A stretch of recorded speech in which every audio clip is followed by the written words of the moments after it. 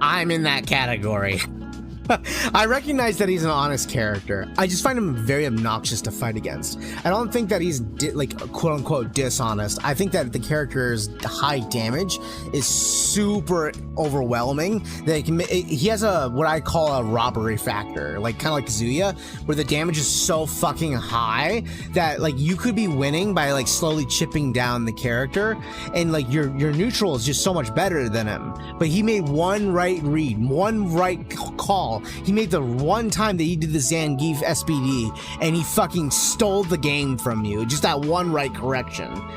And that can feel like robbery, and that can make the character feel dishonest on the receiving end. Now, obviously on the player side of things, the one that's using them, they're like, well, I had to work really hard to get that one hit in. I had to wait and look for that opening and really just get it right. And they're not wrong for that, but I'm in the category where I genuinely feel like Paul is one of the most obnoxious characters to fight against because of that, because his damage output is crazy high.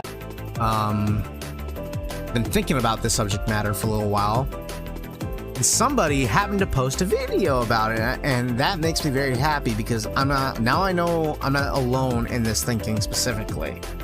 So I know that other people have been thinking about it at the very least, and I think that someone did a great job discussing it in their video recently. So we're gonna check it out and react to it together. And I'm very excited to talk about it. We're gonna be checking out this video called Honest Characters in Tekken 8. And this video is from BoogardMG. He's got a great YouTube covering like video analysis of characters, not really analysis, but more like video essays about his thought processes on characters, and I thought that he does a great job, and I find his input very interesting and very engaging, and I think that's very nice to hear from a perspective that's very casual too.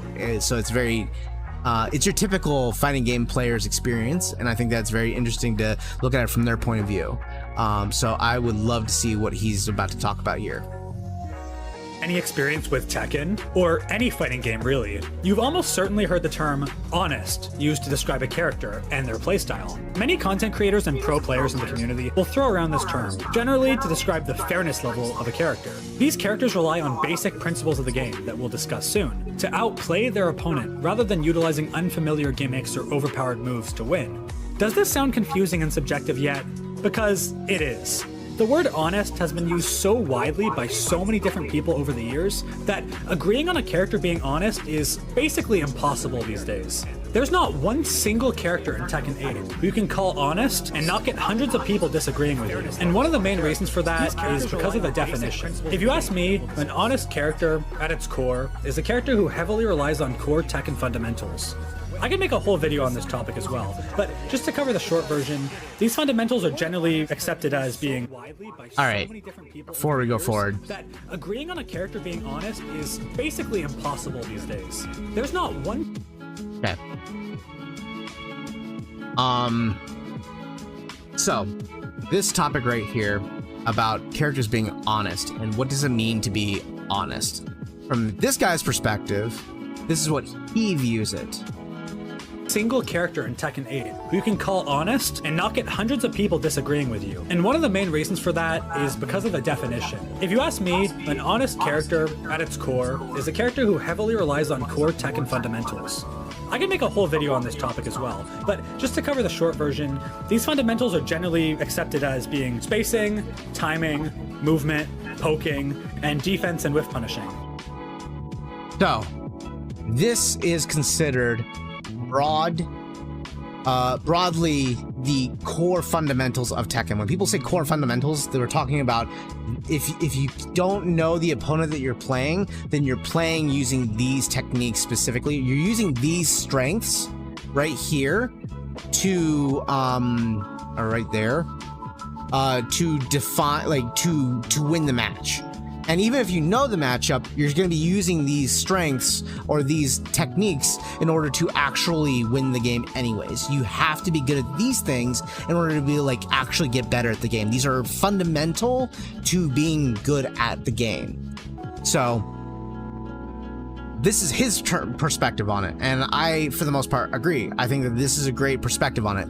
However, defense is the one that I don't entirely agree on. I think that defense is actually not only not fundamental, I think that offense is more fundamental than defense. It's easier for people to press buttons. It's harder for people to not press buttons. So I think that fundamentally, it's more difficult to be to block in the game. So I don't entirely agree with it being a fundamental. That said, it makes sense why it's in this category. I just don't personally agree, but it's fine. I'm not gonna, die on this hill and say that I'm right and he's wrong. I think it's perfectly reasonable to put it in as a fundamental category. I think that like movement and poking and spacing and timing, they all apply to defensive mechanics. You can use all these strengths over there can apply to defensive mechanics. So I think that's why I wouldn't include the word defense. I would say that offense is a better, would be a better fundamental, but I wouldn't put offense in here in the first place. I think that the 4 at the top is the more important component. With those last ones being super broad. An honest character implies that the character you pick isn't doing the work for you, and you are actively outplaying your opponent to get the win. Your character was just a tool to achieve this with, not the reason you won. This definitely... I do not like this perspective of someone's character being dishonest or honest, that the character carries you unless the character is genuinely broken. I think that a character can only carry you if the character is actually super fucking top tier, and that's the only reason why. Not because the character has a gimmick or if you look at the terminology of a move that is a gimmick, it means literally that the move can be beaten with a single solution. It is an easy move to defeat, but a powerful move despite the fact that it's powerful. So, a lot of moves in this game are gimmicky in its nature, whether your character is genuinely honest or not. Definition immediately eliminates a couple of things. To achieve for you, and you are actively outplaying your opponent to get the win. Your character was just a tool to achieve this with, not the reason you won. This definition immediately eliminates a couple of things. Gimmicky unpopular characters are out. There's quite a few unpopular characters that basically none of us know how to deal with. I still have no idea what Zafina does, and characters like these are pretty much impossible to beat, unless you spend a ton of time to thoroughly understand them. I don't agree with that. No, you can beat these characters. Yeah, they are utilizing your lack of knowledge against you, and that lack of knowledge is going to beat you in the game because of the fact that you don't know what you're looking at. But you don't need a thorough understanding of these characters, even like characters like Zafina. Yeah, it might be the reason why you're losing, but you can win using fundamentals. You can beat them using fundamentals. It's just going to be a lot harder in the prospect of it.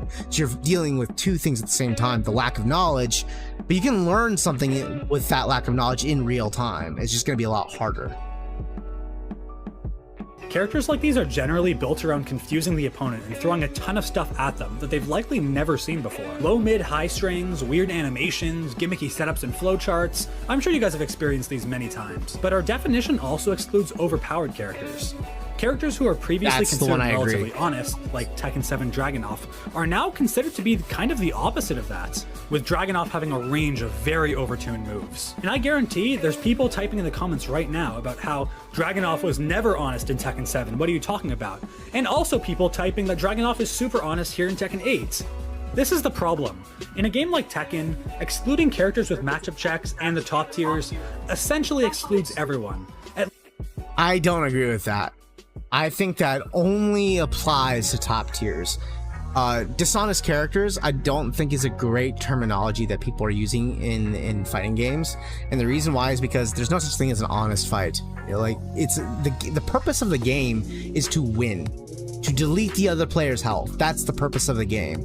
So if you're playing the game any other way, you're making the game more difficult on yourself, and you only got yourself to blame. So the real approach to this, honestly, is which characters are easier, and does their strength between characters that are easier to use versus characters that are more execution heavy, where's the risk and reward between them? Because if you make characters that are like more hard to use and they're strong characters off the bat. Just because they're more hard to use doesn't change the fact that they shouldn't be super overtuned. I think a perfect example of this is, my understanding is Akuma in Tekken 7. I never played Tekken 7 that much at all, but I saw plenty of tournaments of Akuma dominating the game, and every professional player still attunes that attests that he is still the best character in the game despite his countless nerfs. And that comes down to the factor that the character himself is just not designed for the game. So what is that about? That's about the factor that the character himself is overtuned. And he doesn't belong in the game. The game wasn't built for him. So that's a problem. That should include the factor that should exclude them from being a quote-unquote honest character. But ultimately, at the end of the day, just because the character is hard to use doesn't change the fact that he's still overtuned. And just because a small percentage of players can use it doesn't change that factor. So where do we put that scale? It's somewhere in between. It's an easy character should be less powerful than a more execution heavy character, but not because the character is themselves weak. It's the move. So like, let's say that one character has an execution heavy move and one character has an easier version of the move. Well, the easier version of the move should be weaker than the move that is more difficult. However, the characters themselves should be at the same level of strength. So this character who has an easier version of this move should have other strengths that make up for that fact that this move is weaker than the harder execution move. That's the way it should work. So that way both the characters find themselves in the same middle ground. Yeah, this character has easier versions than this character, but this character has certain weaknesses that define that character's like element. That way you're actually outplaying the player. You know that you know how to beat this character because this character has defined weaknesses. And it's the same thing with the character that has the higher execution. The character that has the higher execution should have defined weaknesses, and sometimes that execution is part of the weakness. So that should be all those things that should be taken into account. And that's where I think that some of the things that they did with the heat system is smart, like making certain execution moves easier because it brought these characters that had that execution barrier closer together. So that way now it's just like attuning the move strength themselves. So I think that the heat system creating that experience is actually great. Like creating that, like reducing that skill gap a little bit, not a lot, just a little bit, was a really smart idea. At least in someone's eyes. And you also have to consider the skill differential between the Tekken community. If you watch a Tekken tournament, you might think every character looks pretty honest. That's because these are professional players who've been playing for almost all of their lives. Yeah. They know what every character does, and a lot of times don't have to worry about any of this stuff. But for the other 99.9% of the community, yeah, we're gonna struggle against certain characters. That's just the nature of fighting games. Which is why I'll say again, you'll never have everyone agree on a character being honest in the Tekken community. It's pretty much impossible. Let's take a look at Paul Phoenix, for example. Paul has historically been considered an honest character by most pro players and content creators. He's a single-hit, timing-based character who relies on making reads of when you're going to press a button, scoring a counter hit, and then converting with his very high damage. This has always been Paul's playstyle, so I was pretty surprised to find out that Paul was actually hated by a surprisingly large amount of people who think he's... I'm in that category.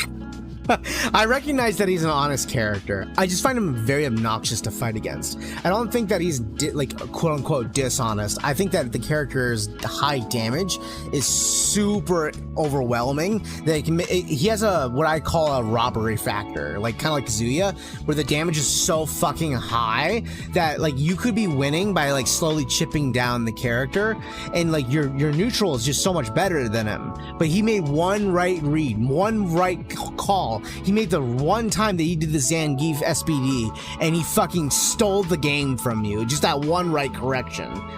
And that can feel like robbery, and that can make the character feel dishonest on the receiving end.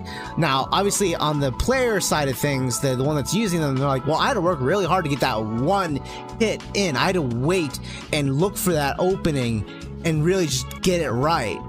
And they're not wrong for that. But I'm in the category where I genuinely feel like Paul is one of the most obnoxious characters to fight against because of that, because his damage output is crazy high.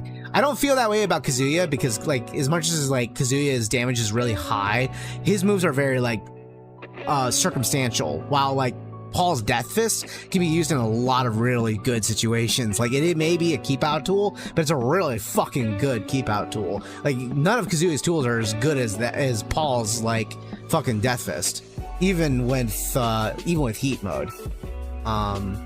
Like Paul's got very good tools. That said, I still think that like if someone was to ask me genuinely, is Paul an honest character or not, I would say yeah, of course he is. He plays the fundamentals of Tekken. That's the design of the character. But I still fucking hate him. He's one of the few honest characters in the game that I genuinely hate fighting against. Like, I really despise fighting Paul. It's very dishonest, claiming that his broken damage and safe launcher and counter hit options exclude him, along with him having some other gimmicky options that low-level Paul players love to use, like spamming his trooper roll, ultimate tackle, hop kick into 4 more hits, and whatever this string is. I'm sure you guys have seen it a lot.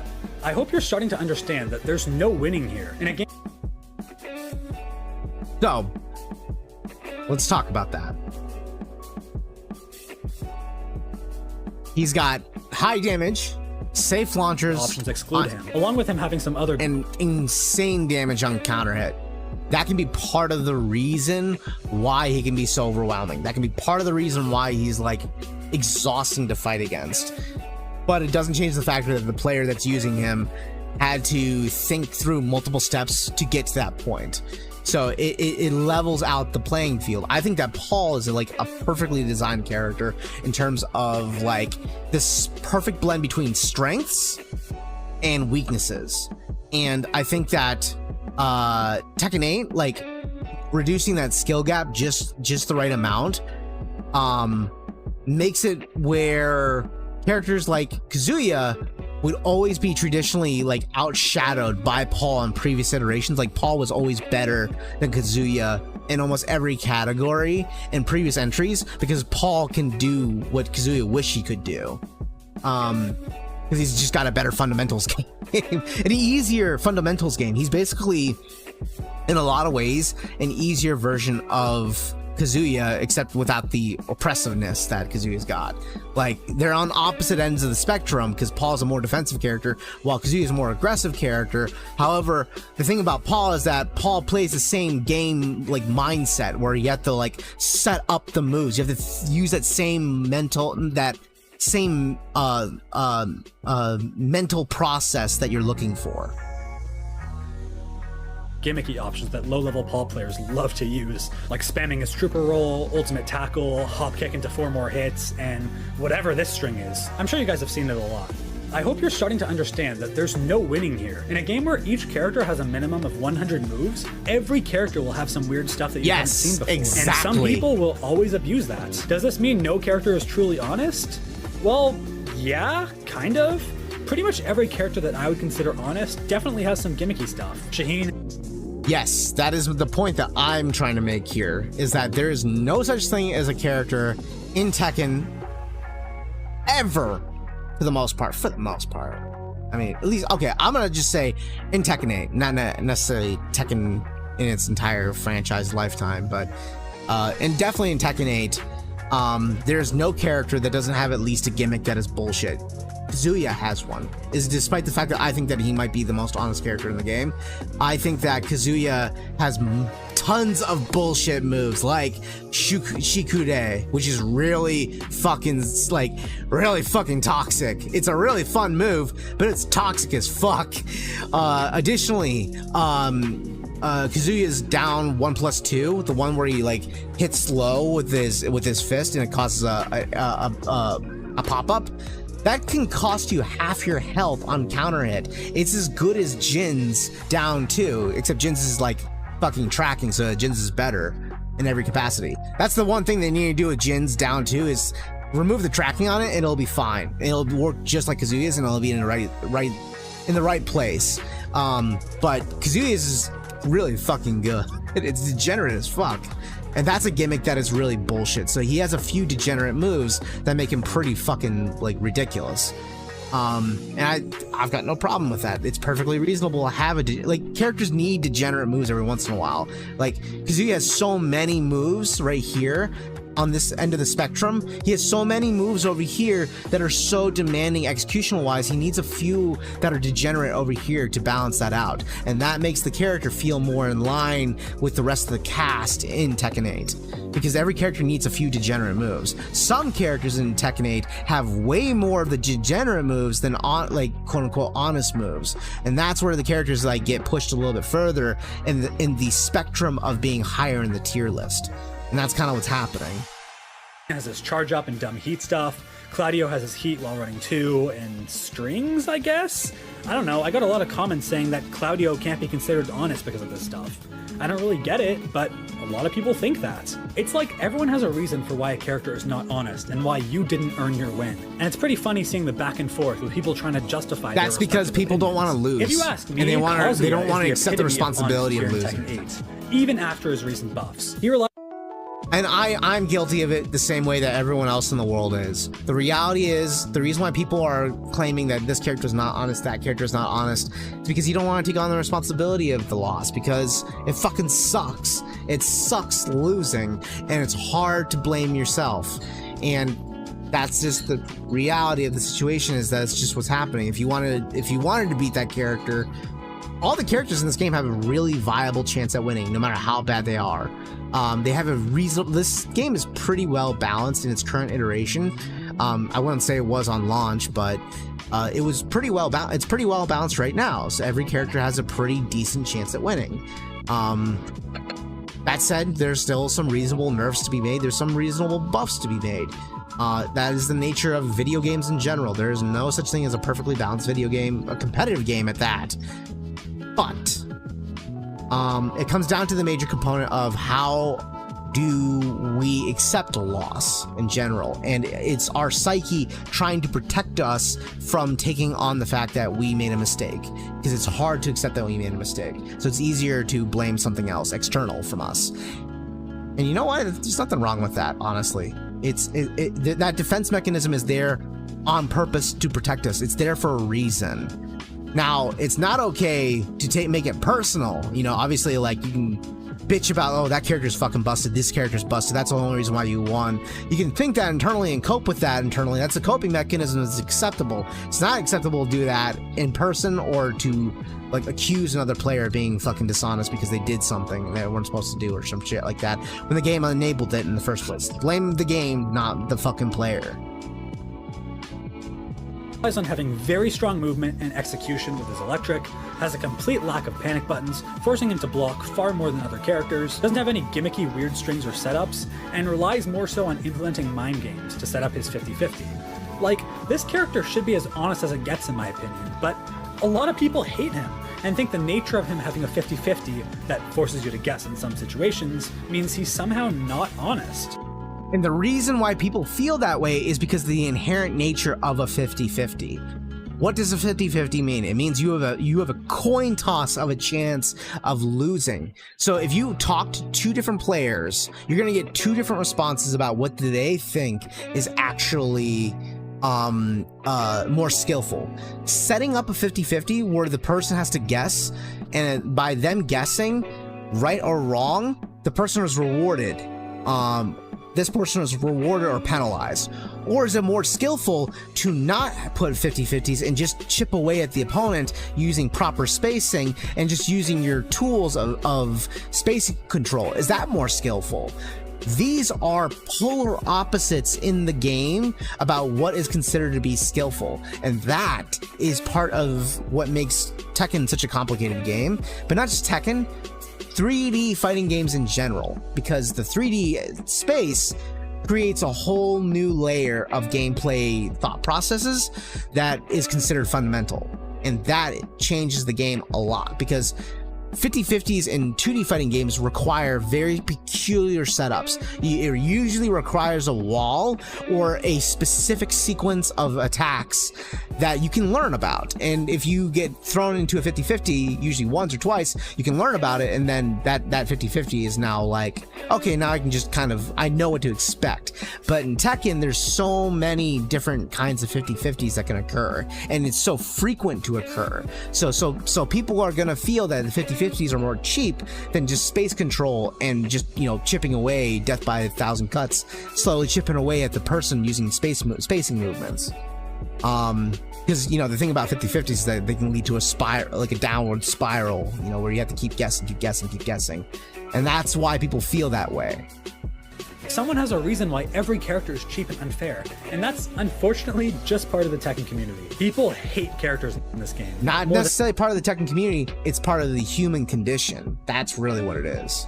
Than any other fighting game I've played, and hopefully you've seen that through some of my videos recently. Hating sells. Sorry to interrupt the video, but if you guys are enjoying this and want to see more scripted Tekken 8 videos like this, please consider subscribing to the channel. It's free to do and only takes like 2 seconds. This guy makes great content. I really love his shit. We'll be watching more of this shit in the future.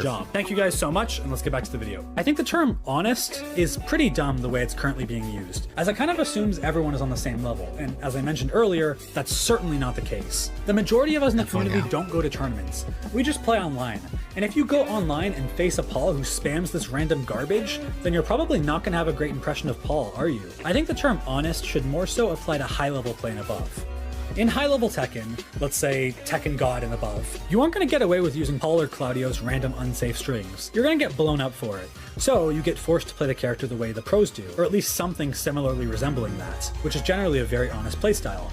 Good movement, poking, good defense while you look for whiffs and counter hits. Pretty simple. But this high-level rule doesn't eliminate every character. There are certainly characters in the high ranks, all the way to the top of offline tournaments, who get away with some pretty crazy character-specific stuff, to the point where it's pretty clear the character is doing a lot of heavy lifting for them. The gimmicky stuff definitely eases out the higher level you go, but it's always still there to an extent. And remember, a lot of people consider broken top tiers to be cheap and dishonest too, and most pro players will tell you that it's the smartest move to pick the best character. So then you could argue all the pro players are dishonest for playing the best characters. Do you see why this argument can just keep going forever? So here's my solution to the honest definition problem. The term should die for the majority of Tekken players. I agree. It really doesn't apply to most of us. And I think that the reason why people use the terminology like honest, especially like top players, and I'm not talking about like professional players, I'm talking about high level Tekken players, prominent players, even like Mayman Sui, who I think makes amazing content. He uses this language too. I think this language sucks personally. Not that, you know, that means Mayman Sui doesn't mean that Mayman sucks. I think he's an awesome content creator and I love his shit. I watch it all the time. But I think the terminology itself sucks, and the reason why I think that the terminology itself sucks is because it's just the idea that people don't earn their win. I think that the better terminology that should be used is risk, reward, and effort. That is it. The character that requires more effort should be offered more reward. The character that requires less effort should be offered less reward. And the characters that have higher risk should always be offered a greater reward, but a high risk that counters that. So that's the big component. And characters that have lower risk or lower effort and have high rewards must have the rewards reduced comparatively to characters that have higher effort and lower rewards. Now, obviously, we would like to use a single terminology to describe that. That's what a lot of people are going to say, that's what honest means, you know? But here's the problem with it. Your definition of honest versus that person's definition of honest is never gonna fucking make sense, because everyone has a different definition of what is more honest. Is it more honest to have a vortex that puts you in a 50-50, or is it more honest to have a character that slowly chips away at your health and slowly picks you apart? That's going to be a differing opinion. So I think that the best approach about it is just to simply say that this character is easier and this character is harder. That's as simple as that. And the harder character should have greater rewards for the more risky moves that they do, or the more effort that the moves do. And that's as simple as that. The reality is the lower ranks are going to be a clown fiesta of spam and gimmicks. This is not new to Tekken 8, it's always been this way, and even so-called honest characters will find a way to cheese you. At that level, you probably don't know any matchups anyway, so what does it matter who's honest or not? Sure, there's always going to be characters who win more than others. The win rate stats in all ranks is actually pretty good data for this. But when you're at a level where neither player knows what's going on or knows any of the matchups, I don't think it's a term worth using. Instead, I think it's better to use easy and difficult, as if you ask me, it's pretty objective. I agree. Hey, we agree. I totally agree with him. Hey. Some characters are easier than others. It just seems like the term honest is what's triggering people. Let's stick to easy and difficult to classify. I don't care if people are getting triggered by the word honest. I just think that the terminology itself sucks. I don't care how people feel. I think people getting upset about it is being silly too.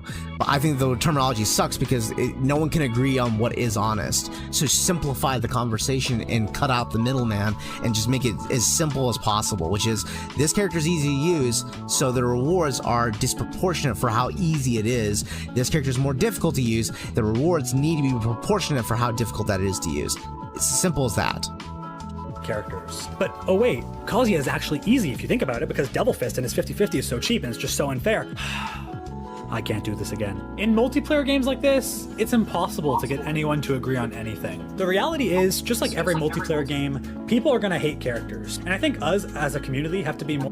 Yeah, but I think that argument, let's go back to that argument as a matter of fact. In multiplayer, Fist and his 50-50 is so cheap and it's just so unfair. Okay, so Kazuya is actually easy because of his Devil Fist, and 50-50 is so broken, so OP, anyone can play him and win. This is a fallacy and it's a stupid argument, so why acknowledge it? It's not an argument that's based on the factor of like, hey, we can't agree on something. Like, for example, what is more skillful, spacing in Death by 1,000 Cuts, or vortexing and set, you know, using set play? People are not going to be able to agree on those things because both have marital arguments. Both of them have legitimate arguments to be made. However, this is a stupid argument, so that's why this argument doesn't make sense. It's not about, this is not, people are going to make stupid arguments regardless if you have merit or not. There's no stopping that, so don't even worry about that. I think easy and difficult is a perfect terminology to use because everyone can agree. Is Kazuya easy to use? I gotta take a sip of water because my voice is getting dry.